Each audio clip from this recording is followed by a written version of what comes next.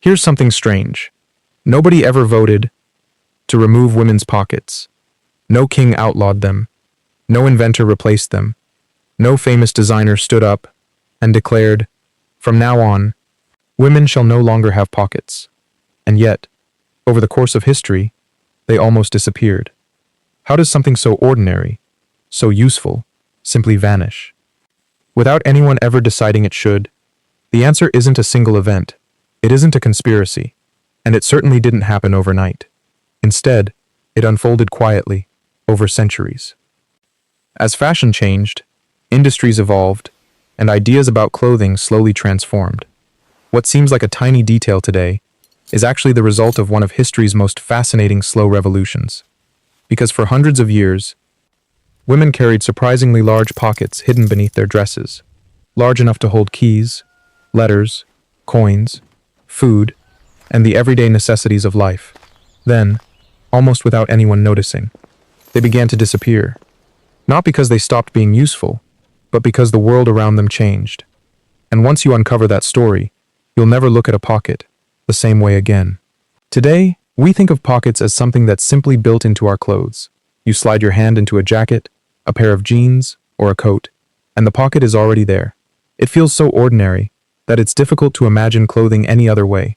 But for most of history, that isn't how pockets worked at all. In fact, they weren't really part of clothing. They were separate. Long before pockets were stitched into garments, people carried them as small fabric pouches tied around the waist. Men often wore theirs beneath coats or breeches. Women wore theirs hidden beneath layers of skirts. From the outside, you would never know they were there. A small opening in the side of the skirt allowed a hand to slip through, reaching the pocket hidden underneath. And these weren't tiny compartments, made to hold little more than a coin. Many were surprisingly large, large enough to carry keys, letters, coins, sewing tools, small pieces of food, and the everyday belongings needed throughout the day. For many women, these hidden pockets were as essential as a handbag is today. They were practical, secure, comfortable. And because they were hidden beneath layers of clothing, they were also more difficult for thieves to reach. For generations, this simple system worked remarkably well. No one complained about it. No one imagined replacing it. After all, when something has served people for centuries, it rarely feels like a problem waiting to be solved. But history has a way of quietly changing the ordinary. And before long, fashion would begin to reshape clothing in a way that no one could have predicted. Not by adding something new, but by taking something away. For centuries, hidden pockets had quietly done their job. No one questioned them. No one imagined they would ever disappear. Then, fashion changed. During the late 18th century, Europe entered a period of dramatic transformation. Inspired by new ideas of elegance, women's clothing began moving away from the wide, layered skirts that had dominated fashion for generations. The new silhouettes were slimmer, lighter, closer to the body. Flowing fabrics replaced heavy layers. Natural lines became fashionable. And almost overnight, the hidden pocket faced a problem it had never encountered before. There was simply nowhere left to hide it. The large fabric pouches that had once rested comfortably beneath full skirts created unwanted bulk beneath the new dresses. A smooth silhouette could no longer conceal them. Fashion had changed, but the pocket had not. Designers faced a choice: preserve the hidden pocket, or preserve the new look. More and more often, the silhouette won. Instead of reaching beneath their skirts, women increasingly carried small decorative handbags known as reticules. Unlike the hidden pockets they replaced, reticules remained fully visible.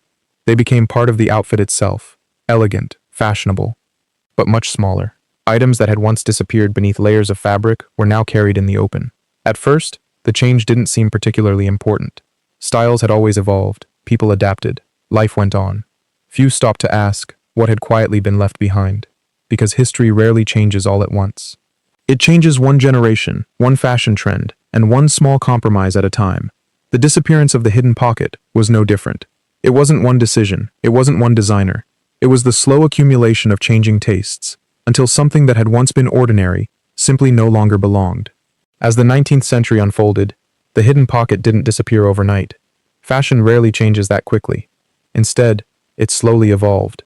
Some dresses began including pockets sewn directly into the garment, but they were often much smaller and far less practical than the large detachable pockets women had relied on for generations.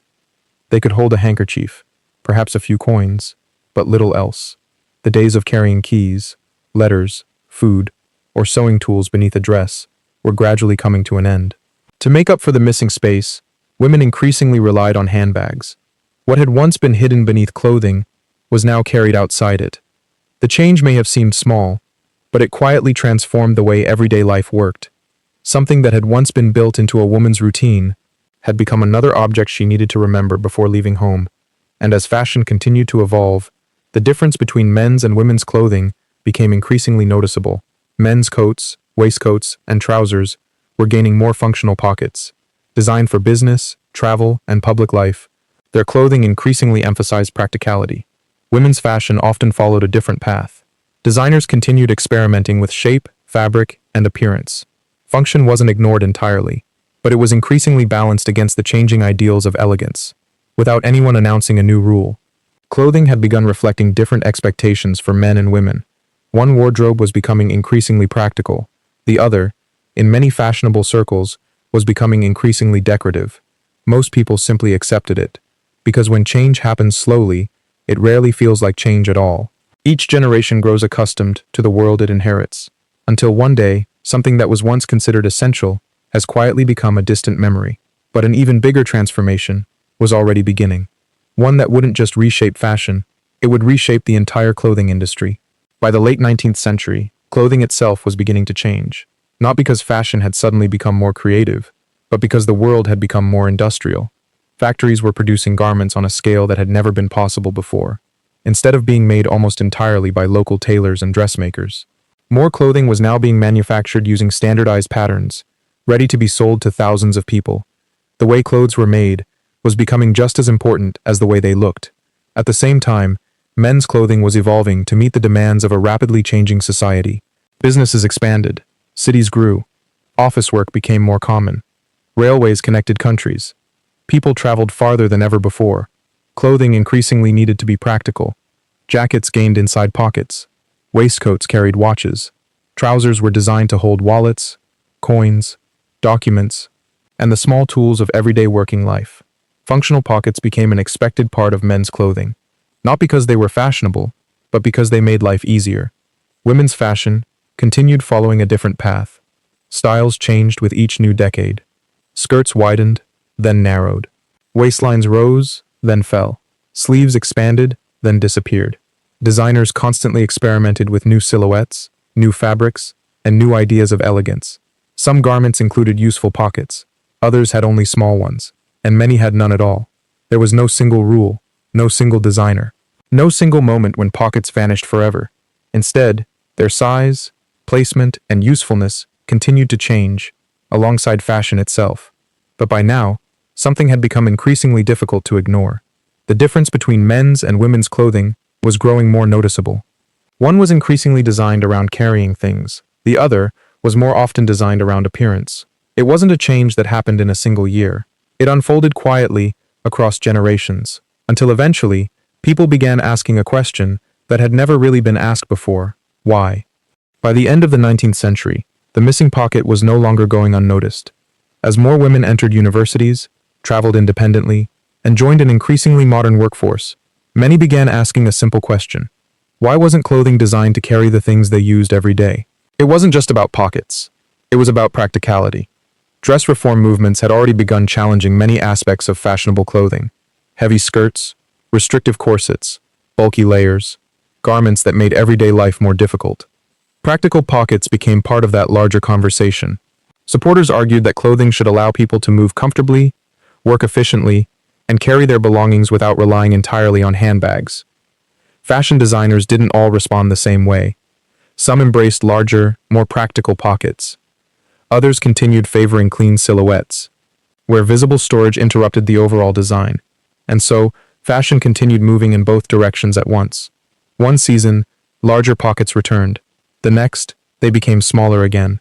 Sometimes they were hidden, sometimes they were decorative, sometimes they disappeared altogether. There was never a final answer, only a continuing balance between function and appearance. As the 20th century progressed, that balance shifted again and again.